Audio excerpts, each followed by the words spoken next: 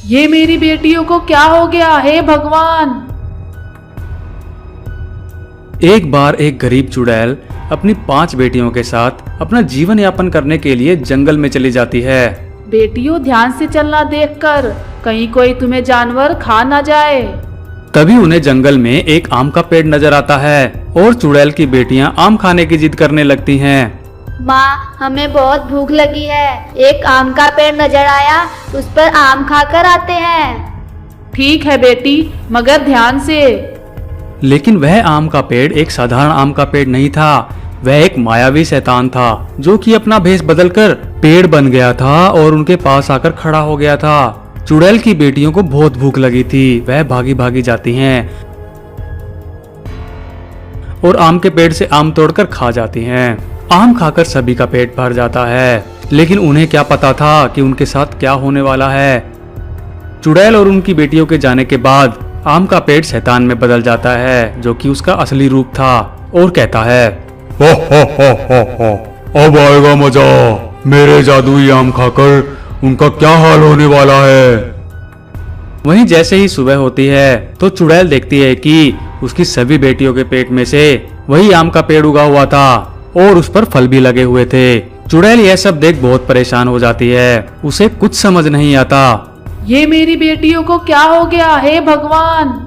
तभी वहाँ शैतान आ जाता है। शैतान अपनी शक्तियों से चुड़ैल को अधमरा कर देता है और चुड़ैल की बेटियों को लेकर गुफा में चला जाता है।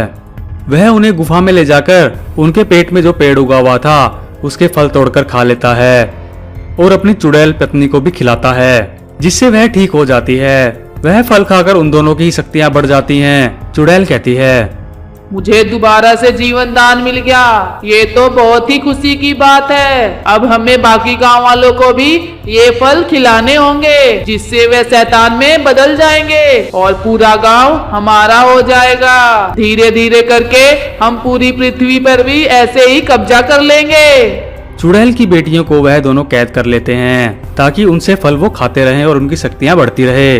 वहीं दूसरी तरफ दूसरी चुड़ैल, जिसे समझ नहीं आ रहा था, वह भागी भागी नागिन के पास जाती है नागलोक में और उससे कहती है, नागिन माता, मेरी सारी बेटियां खतरे में है। उन्हें एक शैतान ने बंदी बना लिया है और उनके पेट में एक अजीब सा पेड़ भी उगा हुआ है। मुझे मेरी बेटियां वापस दिलाने में मेरी मदद करे।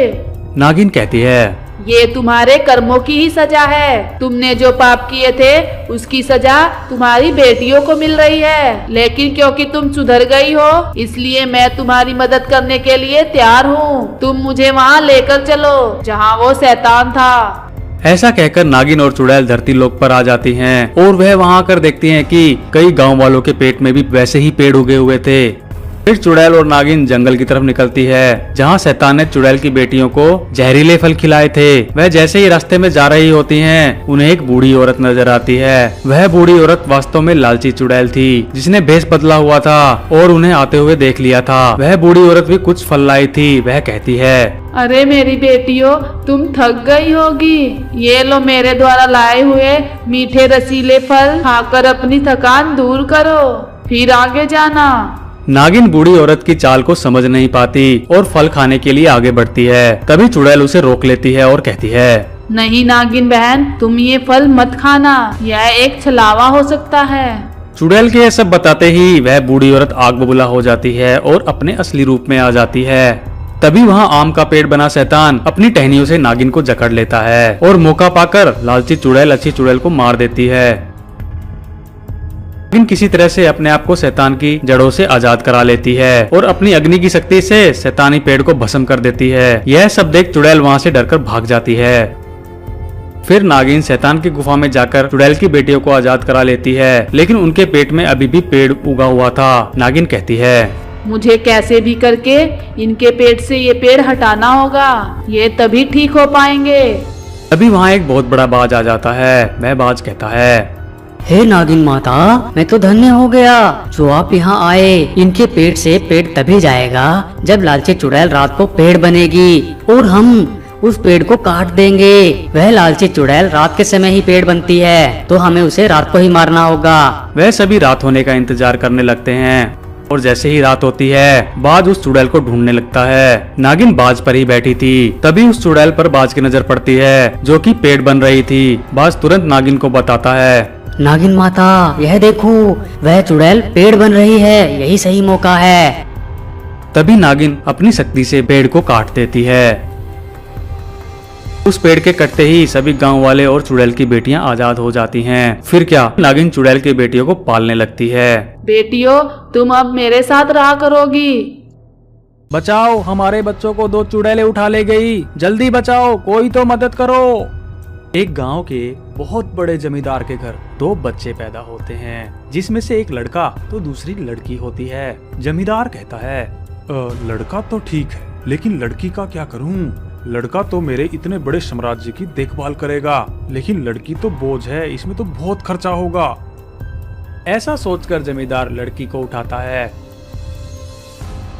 और गांव के ही एक बदनाम खंडहर कुएं में उसको डाल देता है और भगवान से कहता है, हे भगवान, मुझे माफ करना, लेकिन मुझे लड़की नहीं चाहिए। ऐसा कहकर वह वहां से चला जाता है। लेकिन वह कुआं जिसमें उसने उस लड़की को फेंक दिया था, उसके दूसरी तरफ चुड़ैल लोक था, जहां पर बहुत सारी चुड़ैलें घूमा करती थी। वह लड़की एक चुड़ैल लोक में पड़ी थी और जोर जोर से चिल्ला रही थी। उसके रोने की आवाज एक भयंकर चुड़ैल सुन लेती है। वह चुड़ैल कहती है, ये तो किसी इंसान के बच्चे की रोने की आवाज है। इससे पहले दूसरी चुड़ैलें उसके पास पहुँचे, मैं जाकर उसे उठा लेती हूँ। ऐसा कहकर वह चुड़ैल बिना टाइम गवाए उस लड़की के पास जाती है।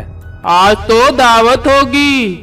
वह जैसे ही उस लड़की को उठाने लगती है, एक नागिन वहां पहुंच जाती है। नागिन अपनी शक्ति से उस चुड़ैल को वहां से भगा देती है। वहां हो रही लड़ाई को देख बाकी सारी चुड़ैलें पहुंच जाती हैं और इकट्ठा हो जाती हैं। नागिन उन्हें भी अपनी शक्ति से मारकर भगा देती है और कहती है, ये मेरी बच्ची है, इसे हाथ भी मत लगाना, चली जाओ यहाँ से। नागिन उस बच्ची को उठा लेती है और कहती है, बहुत ही प्यारी बच्ची है, इसे तो मैं पाल लूंगी। ऐसा कहकर वह उसे कुएं से बाहर ले आती है और अपनी जादू की शक्ति से एक घर बनाती है और उसमें रहने लगती है। नागिन कहती है, इसे पढ़ाना जरूरी है, लेकिन मैं इसे पढ़ाने के लिए स्कूल नहीं भेज सकती। अगर मैं उसे वहाँ भेजूंगी तो सभी चुड़ैलें इसके पीछे पड़ जाएंगी और एक न एक दिन इसे खा जाएंगी।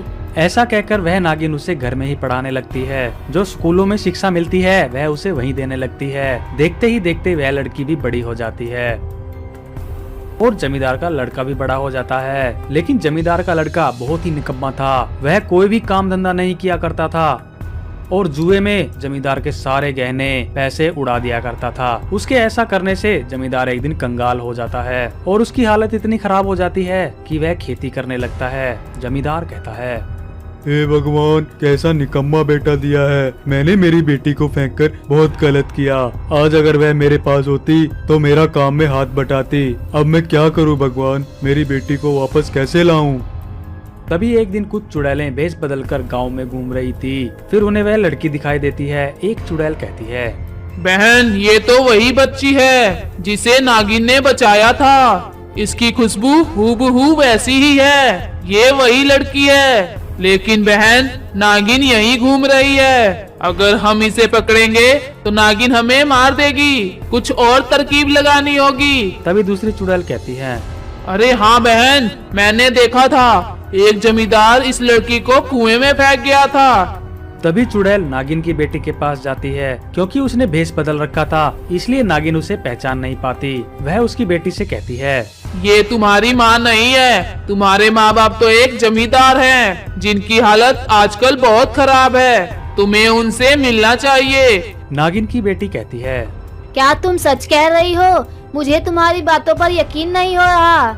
हाँ, ये बात सच है। चाहे तो तुम जाकर अपनी माँ से पूछ सकती हो। नागिन की बेटी अपनी माँ से कहती है, क्या तुम मेरी माँ नहीं हो? मैंने सुना है मेरे माँ बाप जमींदार हैं। तुमने आज तक मुझसे झूठ बोला। मैं उनके पास जा रही हूँ। ऐसा कहकर उसकी बेटी वहाँ से चली जाती है। वह दोनों चुड़ैलें सब देख रही थी। चुड़ैल कहती है, नागिन की बेटी नागिन से अलग हो गई। अब इसे पकड़ना बहुत आसान है। अभी हमें भूख लगी है। चलो कुछ गांव के बच्चों को चुराया जाए और जाते जाते इसे भी उठा लेंगे। ऐसा कहकर वह चुड़ैलें कुछ बच्चों को चुराने निकल पड़ती हैं। नागिन की बेटी उनके माँ बाप से कहती है, तुमने बचपन में मुझे कुएं में क्यों फेंक दिया था? तुमने ऐसा क्यों किया? अपनी बेटी को देखकर सरपंच को यकीन नहीं होता और उसकी आंखें फटी की फटी रह जाती हैं। तभी वह चुड़ैलें गांव के कुछ बच्चों को उठा लेती हैं और वहां से भागने लगती हैं। गांव वाले जोर जोर से चिल्लाते हैं, बचाओ बचाओ, हमारे बच्चों को 2 चुड़ैलें उठा ले गई, जल्दी बचाओ, कोई तो मदद करो। नागिन की बेटी उन्हें देख लेती है। वह कहती है, मेरी माँ तो एक नागिन है, उन्हें बचा सकती है। नागिन की बेटी भागी भागी नागिन के पास जाती है और कहती है, मुझे पता है तुम मेरी माँ नहीं हो, लेकिन तुम उन बच्चों को बचाने में हमारी मदद करो। ऐसा सुनकर बच्चों को बचाने के लिए वह अपनी शक्तियाँ छोड़ती है। जैसे ही शक्तियाँ दोनों चुड़ैलों को लगती हैं, वे दोनों तड़पने लग जाती हैं। एक चुड़ैल कहती है, नागिन तुमने अच्छा नहीं किया, पहले तो इस लड़की को नहीं चुराने दिया और अब इन बच्चों को भी नहीं ले जाने दे रही। अगले जन्म में हम तुम्हें नहीं छोड़ेंगे।